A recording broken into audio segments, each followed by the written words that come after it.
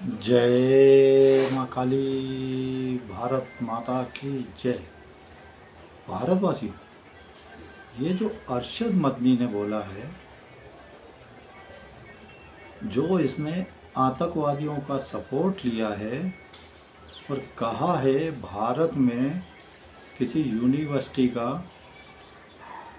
Chairperson कोई मुस्लिम नहीं बन सकता, ये बयान इसका राष्ट्रद्रोही बयान है। यहाँ तो उपराष्ट्रपति भी बना है, यहाँ तो राष्ट्रपति भी बना है, यहाँ तो सुप्रीम कोर्ट के जज भी बना है, यहाँ तो बड़ी बड़ी पोस्टों में राज्यपाल भी बने हैं।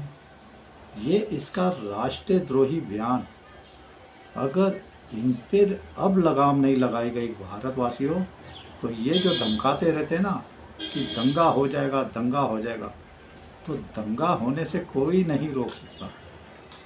मैं आपसे कहना चाहता हूँ, ये दंगे का प्लान बना रहे हैं, ये फुल प्रूफ प्लान बना रहे हैं।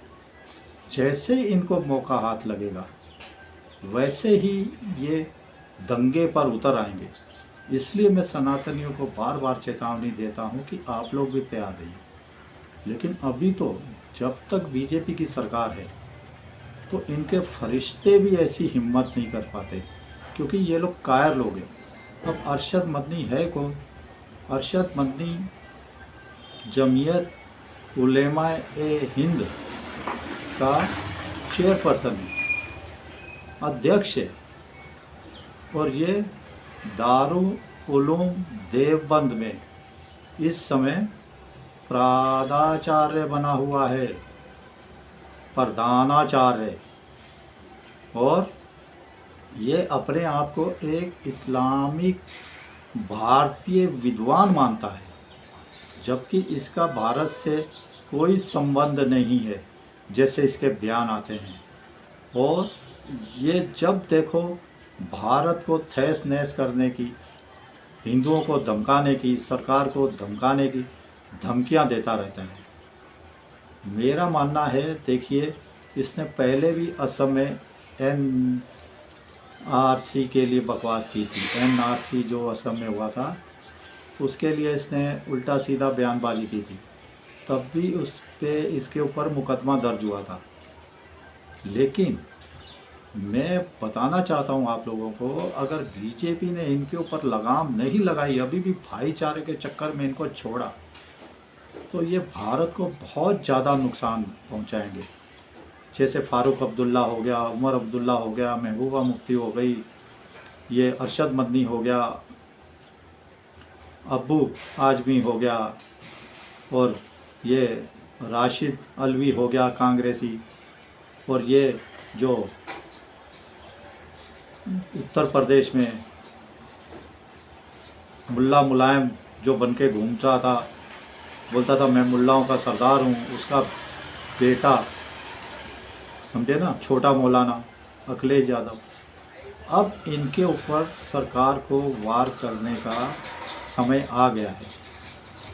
मैं ज़्यादा नहीं कहता, एक अरशद मदनी, एक तोकीर रजा, एक अब्बू आजमी, एक राशिद अलवी, एक फ़ारूक अब्दुल्ला, एक महबूबा मुफ्ती, इधर से अखिलेश यादव, इधर से स्टालिन, अगर इन 4-5 जनों पे ना, गिनती के 10 नहीं होंगे भारत में, गिनती के 10 नहीं होंगे, अगर इनको अब नहीं कंट्रोल किया तो ये भारत का बहुत ज़्यादा नुकसान करेंगे, बहुत ज़्यादा।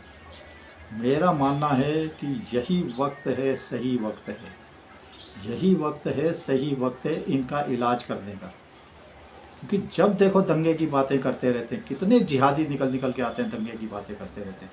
और अब तो ये जो साफ निकल के आ रहा है, डी गैंग, दाऊद वाली डी गैंग नहीं, डॉक्टर वाली डी गैंग, पूरी आतंकवादी लिस्ट निकल रही है इनकी। और ऐसे ऐसे खुलासे हो रहे भारतवासियों कि बस कुछ पूछो ही मत। और उनके सपोर्ट पे उतर आए हैं ये, उनको बचाने के लिए।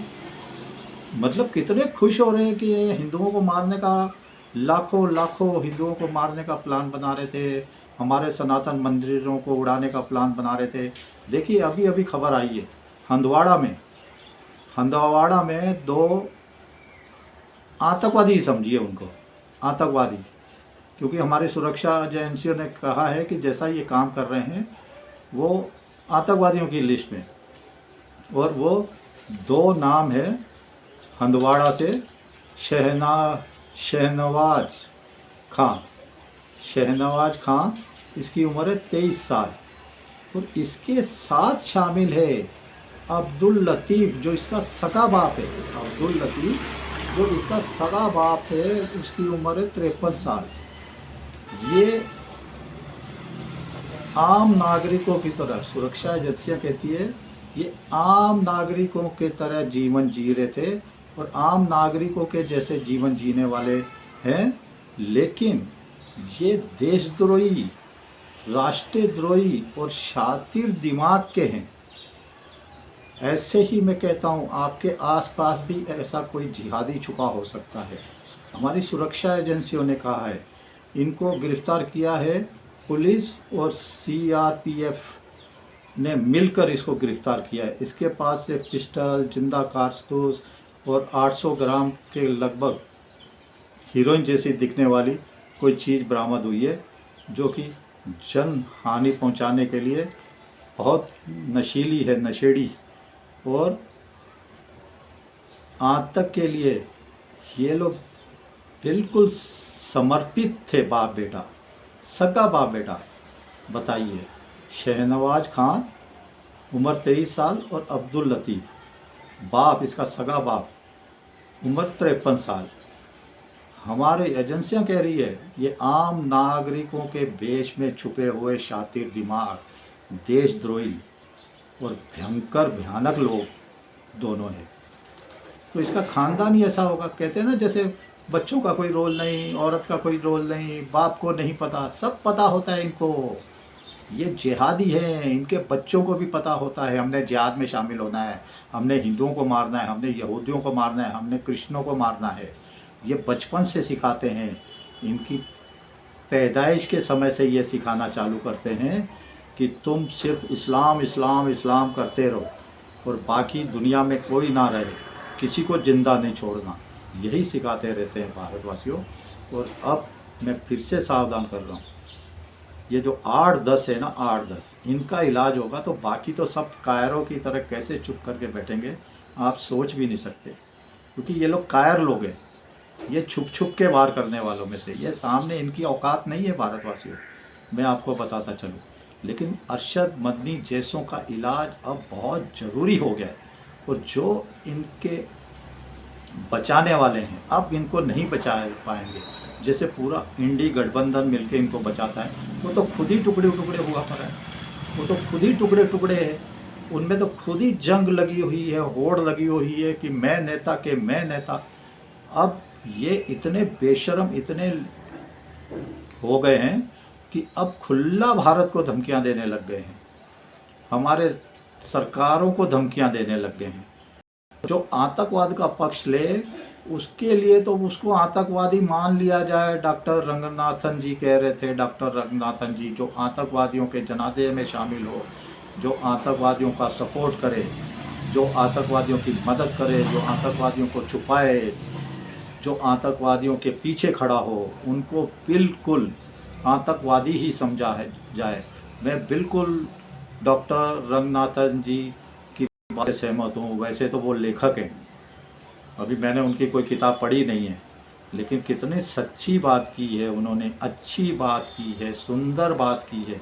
भारतवासियों, आप भी जागिए, आप भी जागिए। आप नहीं जागेंगे तो राष्ट्रद्रोह में चक्कर में ये जितने जिहादी हैं, जितने मुसलमान हैं, ये भारत का सफाया करने के लिए, भारत के टुकड़े टुकड़े करने के लिए हर पल तैयार रहते हैं, हर दम तैयार रहते हैं। इसके लिए आपकी एकता की भी बहुत ज़रूरत है। चलिए, अब ज़्यादा क्या कहूँ, हर वीडियो में तो मैं समझाता हूँ। अब मेरा मोदी सरकार, योगी सरकार के निवेदन है, अब इनका इलाज ज़रूरी हो गया भारतवासियों। चलिए, भारत माता की जय।